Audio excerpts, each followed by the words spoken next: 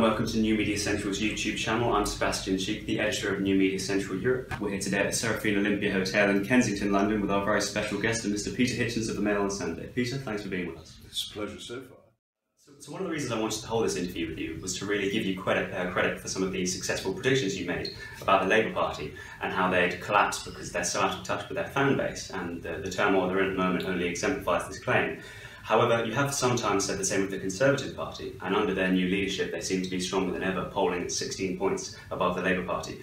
Is it still your view that they will split apart, or has your view changed? My view it wasn't that they would split apart, it was that they should split apart, and that people should do as much as they could to make this happen. I've given up active politics since the 2010 election, because I spent several years before the 2010 election begging anybody who read me or listened to what I say to withdraw their votes from the Conservative Party, because I regarded the 2010 election as a unique opportunity to destroy the Conservative Party, and that if only it would not merely lose the 2010 election, which it was bound to do, but lose it properly, then it would also lose its financial backing and it would lose its access to broadcasting, and that would collapse and split. And this, I had thought for a long time, was a desirable outcome, because the Conservative Party, because it is not conservative, sits across the road to any kind of genuinely conservative movement in this country.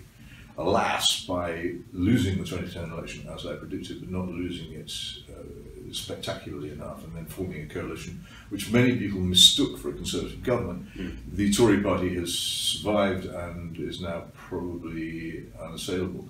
I keep hoping when things happen that disaster will overtake it, but I'm afraid that it's probably proof against anything anybody can do to it. So you don't think it's going to collapse? I wish it would. I can't predict the future. I mean, this is one of the difficulties. There are some things you can predict. One of them is continuing very severe economic problems to this country, which are not going to go away, which are a danger to our whole current political system.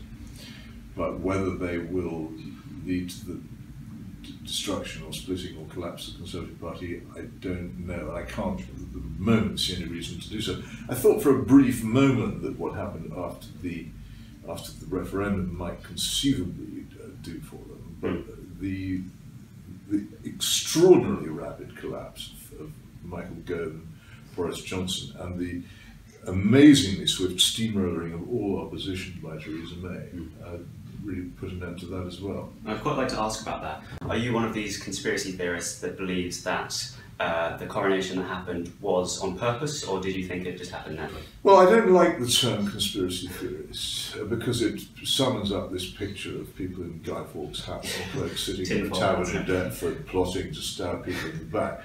Conspiracies do happen in modern Britain. They're generally called lunch. And people get together privately and indeed secretly to pursue common purposes which they don't want anybody necessarily to know about.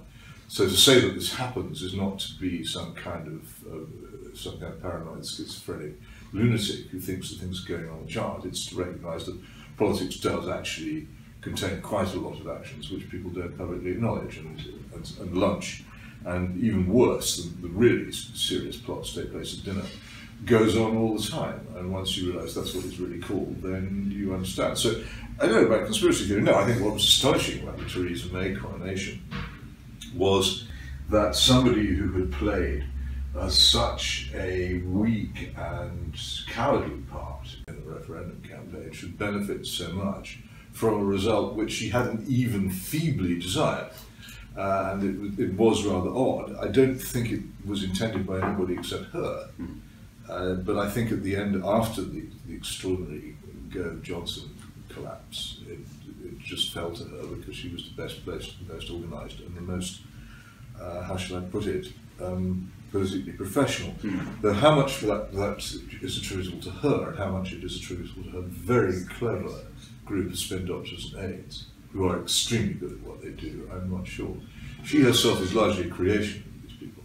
And Fiona Hill, as she now calls herself, and Timothy and various other people are very, very good at their jobs. And they've created out of a very dull and unenterprising politician an extraordinarily powerful figure.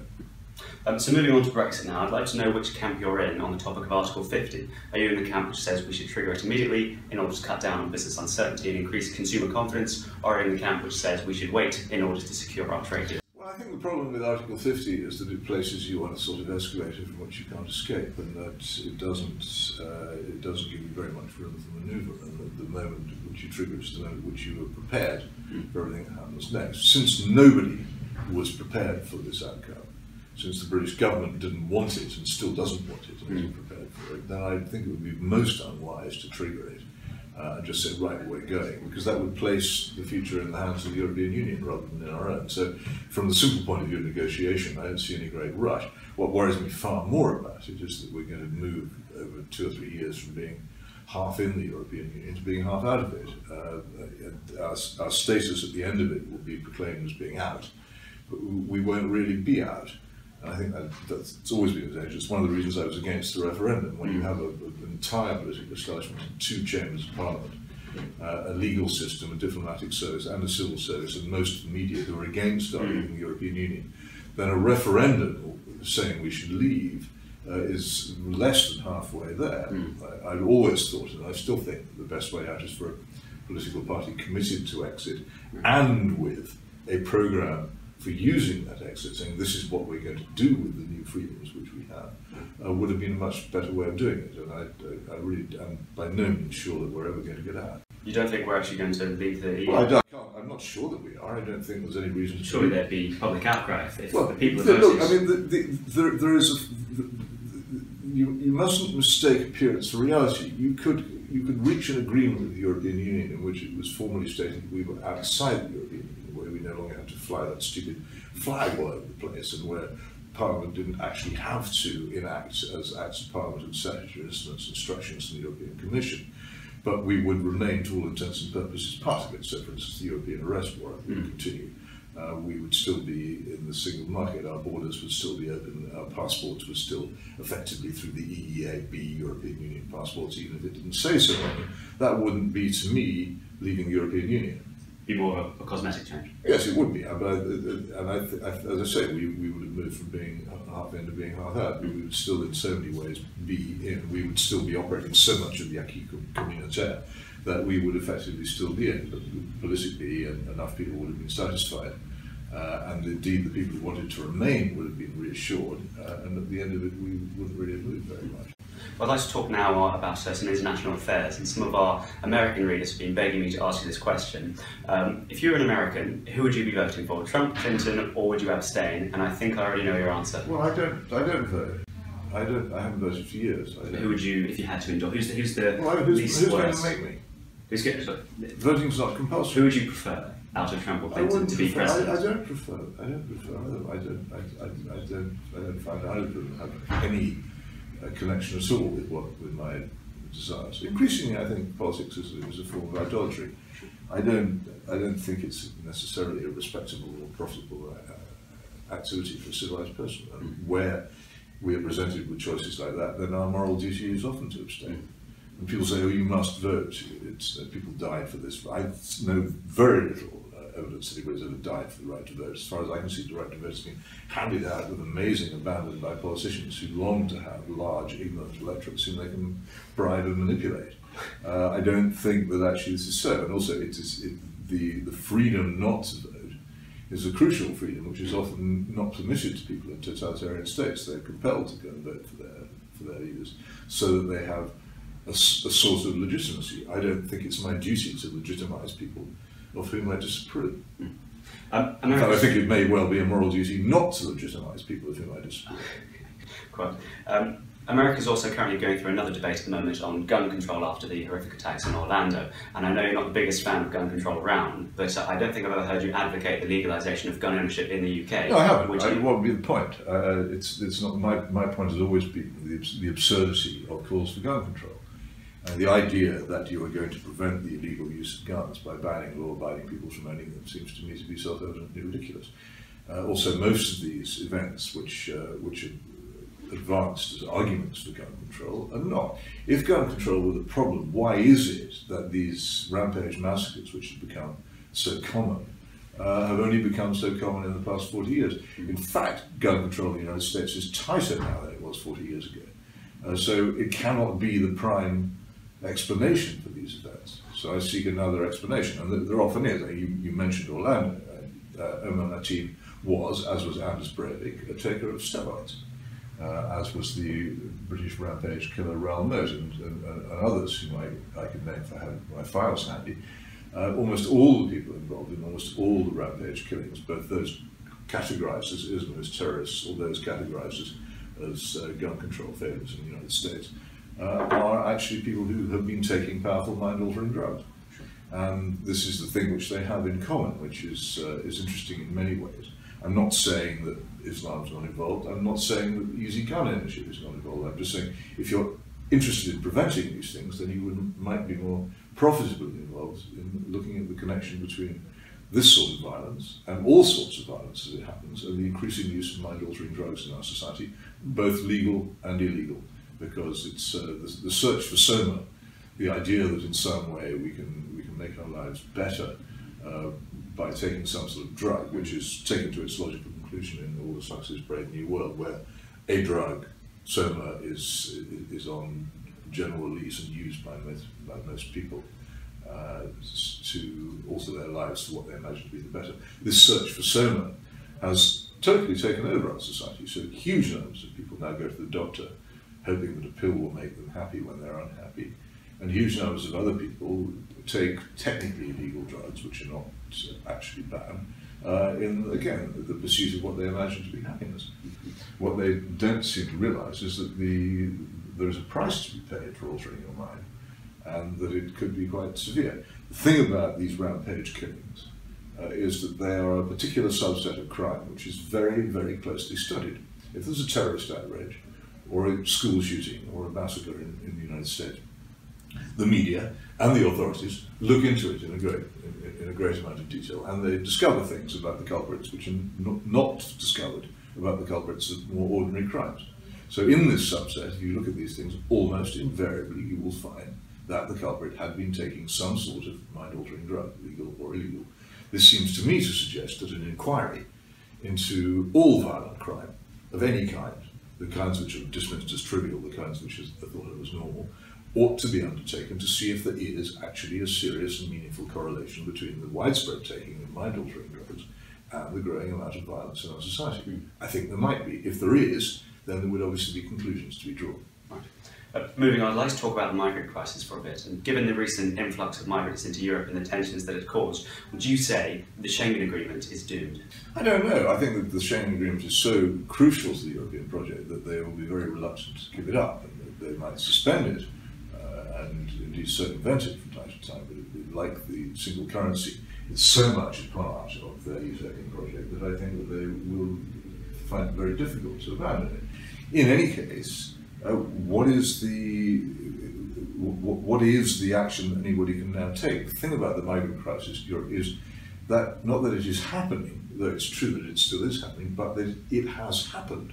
And since and this is not entirely the European Union's fault, since the Iraq War, first of all, and then the very, very shameful destabilization of Syria, which followed it, and then the equally stupid destabilization of Libya, and not to mention the Western intervention in Afghanistan, the flow of people moving out of these countries and seeking better lives in the European Union and indeed in continental Europe in general has been enormous. It's been one of the greatest movements of people in modern history, only paralleled, I think, by the movement of people from Central America into the United States in the period really from the late 1980s until now. It's enormous, and it has already transformed Europe demographically, just as the movement from Central America has transformed the United States.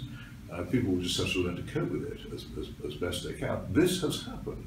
People should be aware that the actions of Western governments, which people have been far too willing to allow to get away with, have huge consequences for them in their lives and home. The Iraq War wasn't just a wicked and stupid and mistaken policy. It was one which has, by creating large numbers of people who wish to leave that part of the world and and move here. It's changed our lives. And it's one of those reasons why we should be much, much more vigilant about the people who govern us, and also much, much less inclined to launch wars in the belief that we can just watch a bomb being dropped, supposedly with precision, surgical accuracy, in Iraq, on the television evening news, while holding a glass of wine, and imagine that this is just entertainment. It's not entertainment, it is happening in the same world as the one that you're living in, and it will have consequences for you. I'd like to thank you for being here, Peter, and I understand you're writing a new book. Could you tell us a bit more about it? Yes, it's to be called The Phony Victory, and it is about, it's partly stimulated by the question of war, which I was discussing. Over and over again, when politicians come before their electorates and try and persuade them into war, a model is used, I call it the Munich syndrome, of policy, that every single crisis is a repeat of Munich in 1938.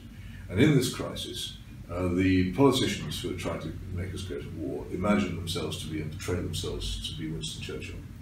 The person against whom they wish to levy that war is always portrayed as Adolf Hitler. And those who oppose that war are always portrayed as Neville Chamberlain, Peter. And this model has been incredibly influential in persuading people to agree to wars which they shouldn't have done. And therefore it needs to be examined as such. But the other thing was, the more I looked at the model itself, the less persuasive it was. The whole idea, the whole historical construct in which we believe that Neville Chamberlain was a pitiful, stupid weakling and Winston Churchill a gigantic and unassailable hero, doesn't quite work out in practice. Churchill did do one tremendously good thing. Other people having got us into a war which we had actually lost, he refused to surrender. And this is something for which he should go down in history for thousands of years to come. To have surrendered to Hitler, to have made any kind of peace to Hitler in 1940 would have been catastrophic. But the question is why the greatest empire the world had ever known up to that point was prostrate before a rather nasty and medium-scale dictator in Germany in May 1940 does need to be examined. How did we get into this mess? Was it necessary for us to be there? Was the conduct of foreign policy by Britain and France in the late 1930s, as it is so often portrayed, is the whole model of the Second World War as good war, one which actually can be sustained? I think it can't, and we need to re-examine that period. And I think now so much time has passed, and so many of the people who were involved in it are now no longer with us, that it is possible, I think, just to begin to examine what is effectively a semi-religious myth of the Second World War as good war. That's what I hope to do. Well, thank you for joining us, and you can find Peter Hitchens on Twitter at Clark McCarr. You can Clark Micah, sorry. And you can read his articles on the Mail on Sunday, every Sunday, obviously. And on my blog. And on his blog, of course. And you can read some of our articles and watch our other interviews at www.newmediacentral.net. Until next time.